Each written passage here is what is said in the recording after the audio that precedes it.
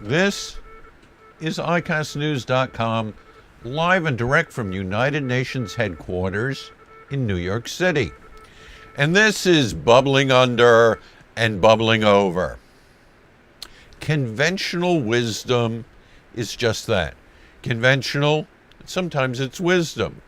Things we remember, recall, or are stuck on. If we were to ask, what is the most polluted city in the world?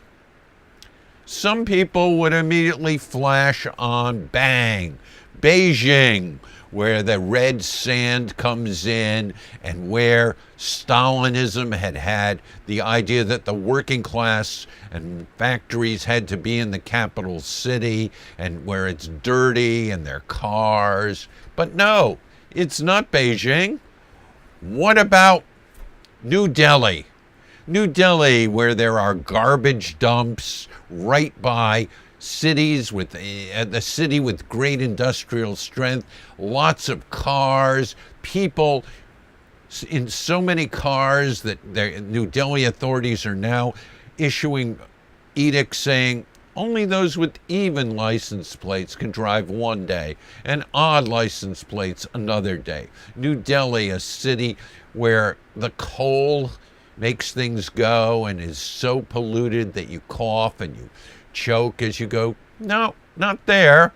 What about Mexico City? Mexico City, one of the mega cities of the world with more than 20 million inhabitants, where you get the air inversions, where you can see. Well, it looks some days like you're underwater in Mexico City. You just look at this picture of it. It looks like you're almost in a submarine. The mountains are one place, the city's somewhere else. It's just, it looks like you're almost underwater. No? Well, what about my favorite city outside New York, beloved Moscow, the big potato, Moscow, where Red Square sometimes is obscured by the smog rolling in. Moscow, where there's so much traffic there that when the pollution from all the modernity that individuals can have cars meets, especially in summer, burning peat bogs, it looks like you're in a fog bank off the coast of Maine. No! Moscow doesn't even make it into the top 40 cities for the worst pollution. The World Health Organization now has the answer to what's the worst city in the world? Zabul. Zabul, what, you say? Zabul, it's off in the eastern part of Iran, where Iran is downwind of Afghanistan, where they have what's called the 120-day winds, where it just comes in there from Afghanistan, blowing particulate matter and blowing all kinds of pollution, and the city's getting more cars and getting more modernized. The World Health Organization now has readings for cities over 100,000 people in 103 countries throughout the world. 3,000 cities in 103 countries are now being measured for particulate matter. Particulate matter, we're talking about what's called PM 2.5. That's particulate matter of 2.5 microns. A micron is, well, one of my hairs, about 1/30th the size of a hair.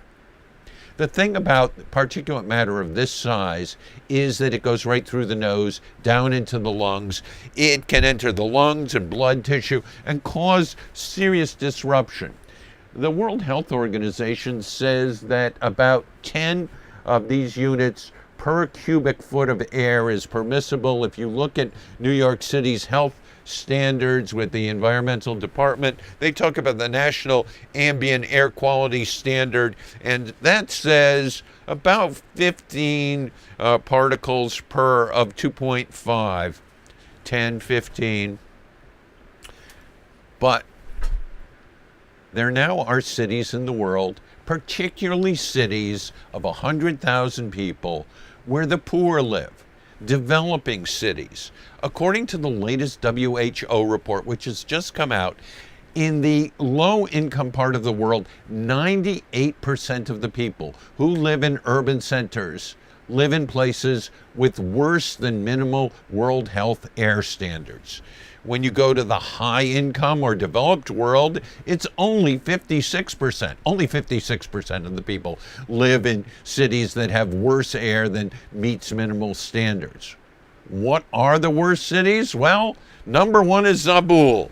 And after Zabul, there's Gwalior in India. Gwalior, India, one of the holy cities of India, has just terrible statistics. If Zabul has 217 particles, Gwalior has 176. But worse than that, think about Allahabad. Allahabad, the famous city where the pilgrims come to go across the Ganga River. Allahabad, where people come to get purified, to have their souls purified, and by being in a holy, ritualistic place where they can go in the river, where they can be developed into better people for the better incarnations in their life. And then, after that city, where people come for a religious experience, where you can see in the pictures, there's Riyadh. Riyadh, the capital city of Saudi Arabia, new, modern, with super highways cutting right through the center of the city. Riyadh, where some days you can see the air. Yes, there's the empty quarter of Saudi Arabia, where the dust blows, where automobiles are everything. And by the way, automobiles have to be Mercedes and Rolls-Royce and other things to go on these big highways to show you're hip and with it. And by the way, driving those cars are not women. Women have to be chauffeured in Saudi Arabia, but that's number 4. This has created, these World Health Organization statistics have created joy in at least one part of the world. The very active press of India are saying, it's wonderful. New Delhi's not the most polluted place in the world. We're only number 11 in pollution. There are headlines in the Indian press saying we're not the most polluted place in the world anymore. That may be great for the bragging rights of New Delhi, where the problem of modernity, can a country that's undergoing a consumer revolution and an industrial revolution, can they replicate the experience of England or America with coal? Should they have to live up to World Health standards? These and other things are going to be discussed soon. There's going to be a World Health Assembly on the 23rd to the 28th of May. One of the main agenda items on that is what to do about pollution in cities. Cities, for the first time in human history, are hosting now and will host more of the population than rural life, than traditional life. We're no longer hunter-gatherers. We're city folks, urban creatures, and the urban air is terrible and polluted. But not as polluted where UN headquarters are as someplace like Zabul or Gwalior or Allahabad or even Riyadh. So when the World Health Organization gives us its 2016 report, we can, as the saying goes, if we're at the UN, breathe easy. For iCastNews.com, live and direct from United Nations headquarters in New York City, for Bubbling Under and Bubbling Over, I'm Jonathan Sanders.